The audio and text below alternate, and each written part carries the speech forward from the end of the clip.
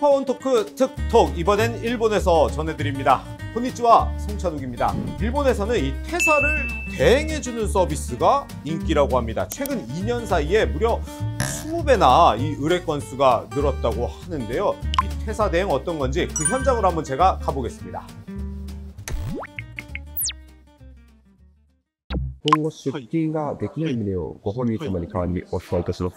借りている件についてになるんですけれども、こちらすべてですね、デスクの引き出しを置いているとおっしゃっておりまして、本人からの退職日は本日という理解点。 더는 못하겠어라는 의미의 퇴직 대행사 모우무리 사무실입니다. 20여 명의 직원들이 헤드셋을 차고 전화를 걸고 있는데요. 회사를 그만두고 싶다. 그런데 회사에 직접 얘기하기는 어렵다. 이런 직장인들을 대신해서 회사에 그만두겠다는 말을 전해주고 있는 겁니다. 한국에선 다소 생소할 수도 있는데 일본에서는 꽤 보편적인 서비스라고 하더라고요. 의뢰인을 대신해서 전화를 걸면 이미 퇴직 대행사에 대해서 알고 있다는 듯이 드디어 올 것이 왔구나 이런 반응을 보이기도 했거든요. お世話になります。私、退職代行も無理の清水と。すごい分野ですね。初めてですね。はい。よろしくお願いします。 그렇다고 그만두겠다는 얘기를 전하는데 당연히 고운 말만 돌아오는 건 아니더라고요. 의지가 약한 사람을 가지고 뭐 이런 돈벌이 하지 말라 뭐 이런 얘기도 종종 듣는다고 직원들은 얘기했습니다. あんなやつ別にやめてもらっていいから。こんな仕事してて恥ずかしくないんですか？大体15から20件ぐらいです。ハーフで退職の意思を伝えたら、企業はあれあとそんなしょうもないサービス、よくわからないサービスで買ってんじゃねえって言っとけガチャだったのはありますね。 직접 사표 못 쓰고 왜 돈 내고 이런 퇴직 대행사까지 써가면서 회사를 그만두는 걸까요? 일본의 조직 문화 때문이라고 설명을 하더라고요. 일본에선 회사에 이 사직서를 내는 것 자체에 대한 부정적인 인식이 아직 크다고 합니다. 일본에는 이 이시노 우에데모 산넨, 돌 위에서도 3년이라는 속담이 있는데요. 차가운 돌 위에서 3년 앉아 있으면 따뜻해진다. 아무리 힘들어도 노력을 하면 언젠가 좋은 결과가 있을 거라는 의미입니다. 한 회사에서 길게 일을 이어가는 게 옳다는 생각이 옛날부터 지금까지 이어지고 있다는 거죠. 그래서 이 사표를 쓰는 것 자체가 어려운 문화가 있는 겁니다. 실제로 한 의뢰인에 대한 얘기를 제가 들어봤는데 이 사직서를 무려 3번이나 내보고 이게 안 되니까 결국엔 무릎까지 꿇으면서 제발 그만두게 해달라 이렇게까지 얘기했는데 인사 담당자는 이 의뢰인 앞에서 이 사직서를 그냥 찢어버렸다고 하더라고요. 요금은 정규직의 경우 우리 돈으로 21만 원 정도고 아르바이트의 경우는 한 11만 원 정도 한다고 합니다. 들어보면 적지 않은 비용이잖아요. 그런데도 일본의 이런 문화가 퇴직 대행사를 성행하게 한 겁니다. 退職代行のサービスを利用した理由っていうのがありますよ。前の職場で働いていた時、実際に聞いていた内容とちょっと自分の中で違う部分があって、でそれを当時の社長に相談したところ、あまり食い合ってくれなくて、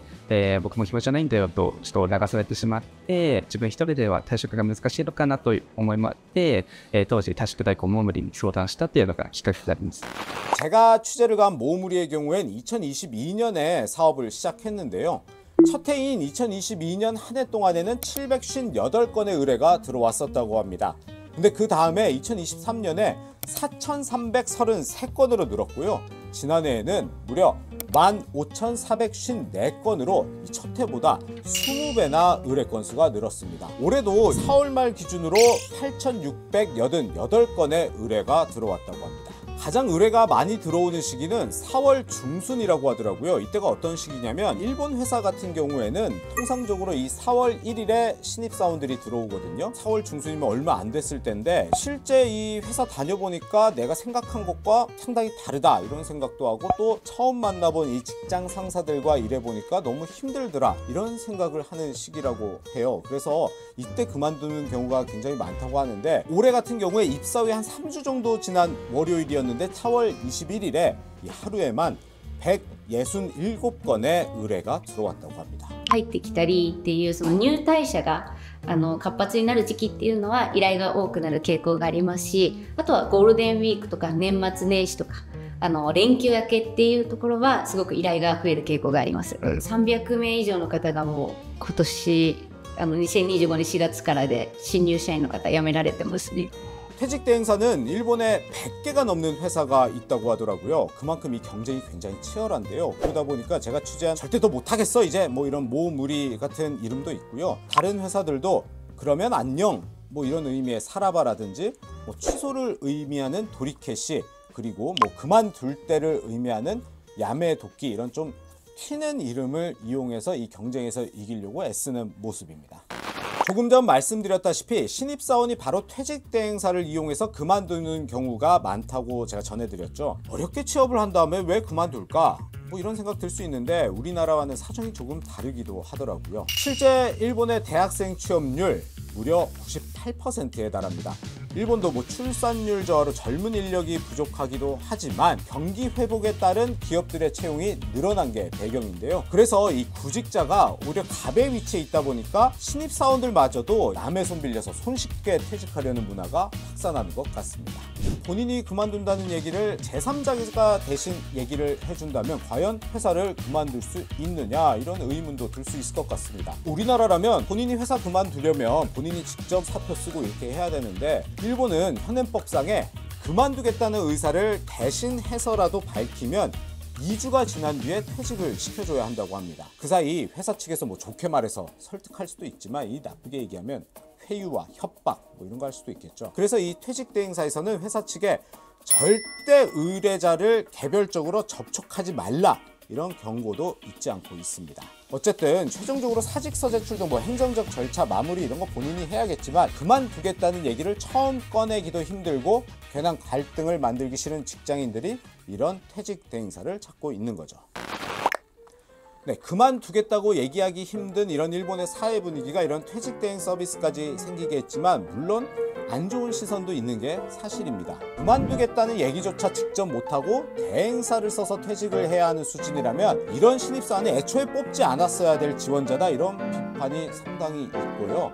그리고 이 퇴직 대행 서비스로 이 직장을 그만둔 사실이 다음 직장, 그 직장에서 알려지면 다들 곱지 않은 시선을 보내게 되고 분위기도 굉장히 안 좋아졌다, 이런 얘기도 실제로 있었습니다. 그래도 뭐 반대로는 이 갑자기 하루아침에 그냥 그만둔다 그리고 사라져 버리는 것보다는 제3자라도 어쨌든 뭐 미리 알려니까 이게 나쁘진 않다, 이런 의견도 있긴 합니다.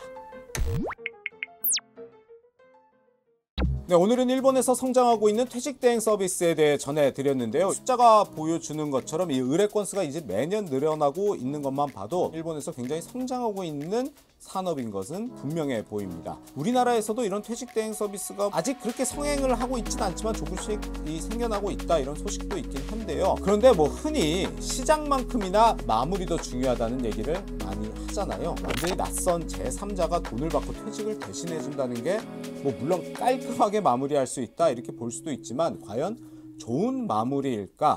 이런 부분에 대해서는 조금 생각해 볼 여지가 있는 것 같습니다. 오늘 전해드릴 소식은 여기까지입니다. 다음에도 일본의 재밌는 소식으로 다시 돌아오겠습니다. 사요나라!